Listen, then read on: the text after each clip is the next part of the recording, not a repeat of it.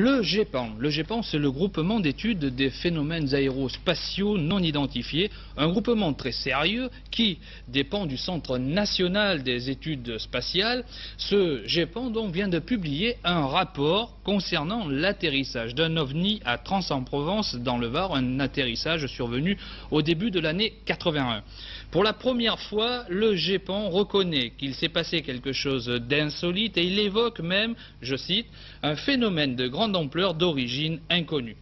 Jean-Claude Laplot et Mario Marquet, 2 ans après, donc, sont retournés sur place et ils ont pu se rendre compte que les souvenirs étaient restés très vivaces dans l'esprit des habitants du coin.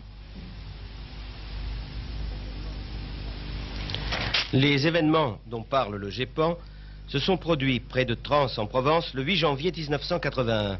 Ce jour-là, à 17h30, un conducteur de travaux a aperçu dans son jardin un engin de forme discoïde. Mais écoutons son témoignage.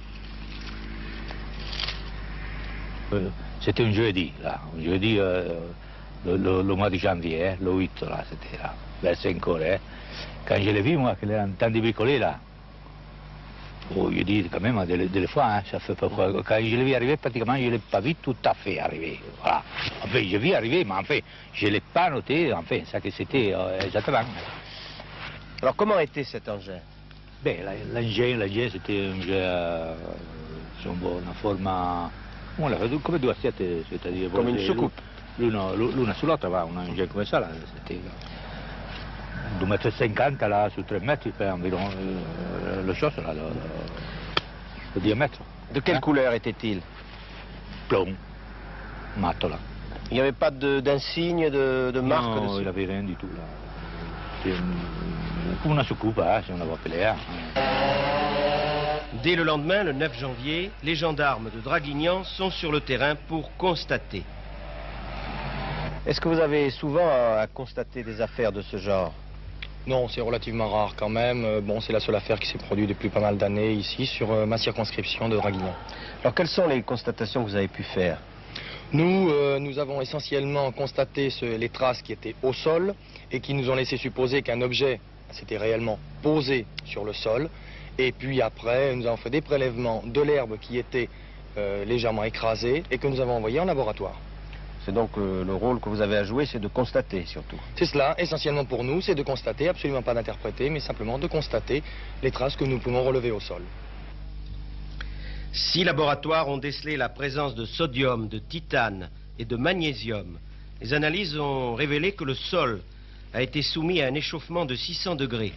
Le GEPAN reconnaît donc qu'il s'est passé quelque chose de tout à fait anormal.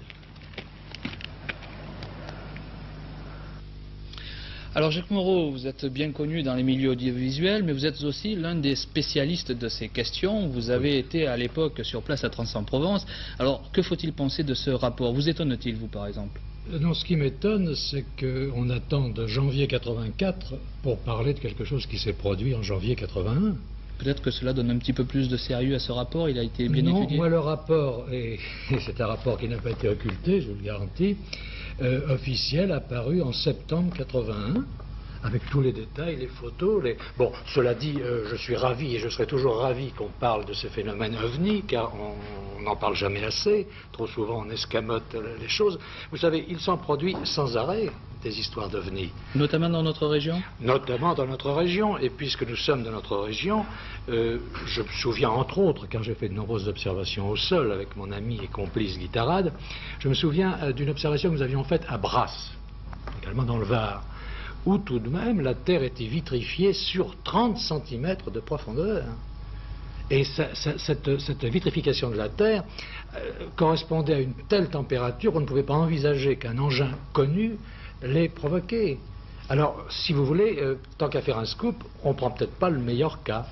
Quoi qu'il en soit, dans cette affaire de trans, là, on parle de phénomène de grande ampleur. Vous êtes d'accord avec cette affirmation? C'est vraiment un phénomène de grande ampleur? Oui, écoutez, on en parle beaucoup depuis ce matin. Bien sûr, c'est un phénomène de grande ampleur. Alors, les animateurs du GEPAN sont des gens très sérieux. J'y ai beaucoup d'amis. Je ne vais donc pas en faire une critique. Mais on leur dit, ça venait d'en haut, ça a volé. Oui, ça a volé. Vous ne savez pas ce que c'est? Non. Alors c'est un ovni, objet volant non identifié. Ah non, non, non, pas un ovni. Alors qu'est-ce que ça peut bien être? Ce que je redoute un petit peu, puisque nous sommes en période de souhait, je terminerai par un souhait, par un double souhait. Le GEPAN fait un merveilleux travail. Mais ce qu'il ne faudrait pas, c'est que la rigueur, l'extrême honnêteté, n'est-ce pas, la prudence du GEPAN, finalement se retourne contre ce qu'ils veulent prouver. Et deuxièmement, c'est mon deuxième souhait qui s'adresse à vous, journalistes, il ne faudrait pas que les soucoupes volantes prennent la place du bon vieux monstre du Loch Ness que j'ai connu quand j'étais journaliste, parce que croyez-moi, ça vaut mieux qu'un bouche-trou pour les rédactions en mal de copie. Nous avons sans doute bien entendu. Merci Jacques Moreau d'être venu ce soir sur notre plateau.